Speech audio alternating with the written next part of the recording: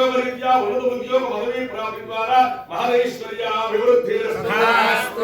कुटुंबाना इह जन्म जन्मांतरेषु क्रियमाण कायिक मानसिक मानसिक त्रैवर्णिक अशेष पापनिवृत्ति द्वारा ज्ञानतः अज्ञानस्य यजमानस्य कृत समस्त पापक्षय निवारणमस्तु